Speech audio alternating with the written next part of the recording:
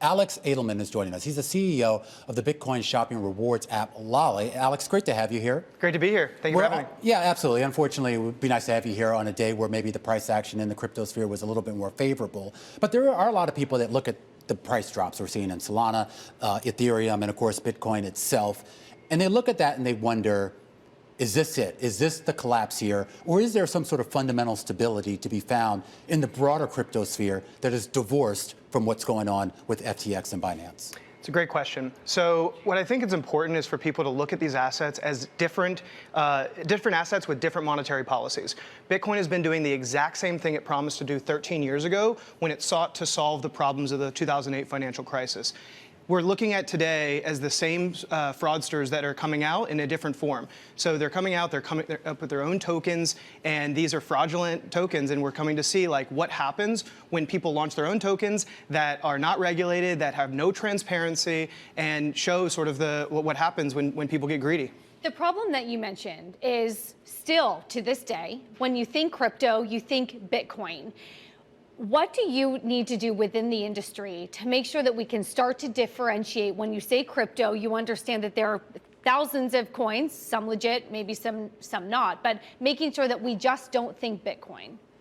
Right, yeah, that's the problem we face is people are lumping crypto all into one category, and Bitcoin is so different. It's this decentralized, perfect, digital currency that has extremely clear monetary policy. Again, it's doing exactly what it promised to do 13 years ago when it was created by its founder, Satoshi Nakamoto. We should be clear. So your company, you are Bitcoin only, is that true? Correct. We've been Bitcoin only for 4.5 years now. Yeah, we have 600,000 users. We have 1,000 plus merchants, many of them Fortune 500 merchants. And we give out a risk-free way to get into Bitcoin. Have you ever considered, though, expanding beyond Bitcoin? We absolutely have. What's held you back from doing that? This. Yeah. I think that the space is so new, and you have to protect user funds. Why FTX, this whole fiasco happened, is the people that had the responsibility to protect everyday people's funds were irresponsible. They got greedy. They created their own tokens. They collateralized those tokens, and they started to trade those tokens. And these are retail investors. It's devastating to many people, both on the institutional side and the retail side, and it just can't happen. What does then responsible regulation look like to you?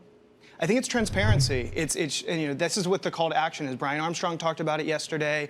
It is the exact thing that needs to happen is transparency. You have to have full reserves. We are not banks. We are not lending out this money. These are user funds, and we have to show people that we have the crypto, the Bitcoin that we're holding. And I think that the space just needs transparency because we're dealing in these international markets where there aren't international regulations on these things. Like they were operating out of Bahamas. They were not a fully U.S. regulated entity. Yeah. And so there's no area for them to say what they should and shouldn't do, and they got greedy. Do you expect greater regulation? I'm talking particularly here in the U.S. Absolutely, and I think it's soon. We have to have it soon. Yeah. And I've been a proponent for regulation. I think my hesitation is that the regulators have not gotten smart on the space. And my biggest fear is America getting left behind. I think we need to stay on the cutting edge of this. This industry is not going anywhere. And America cannot get left behind, and regulators need to get smart. They need to talk with people like myself, Brian Armstrong, about how we can actually make this space safe for the everyday consumer and pave this path because it's not going anywhere. What does this drama, though, do to sentiment? Not only when you think about your business, the fundraising environment, but to sentiment, to consumers who then, and even institutional investors, to Romaine's point, who look at this and say, I don't want to do this right now. Well, I mean, the institutional investors are here. We have Fidelity, we have BlackRock, we have Aberdeen. We have the biggest investors in the world that have come into this space and built the infrastructure where they're ready to go. And so I think, as this dip is actually going to be good for a lot of people that are getting into the space, because again, nothing happened to Bitcoin. Bitcoin is good. It's these other tokens and the fraudulent practices that are going to get regulated. But like Bitcoin, Ethereum are doing exactly what they set out to do.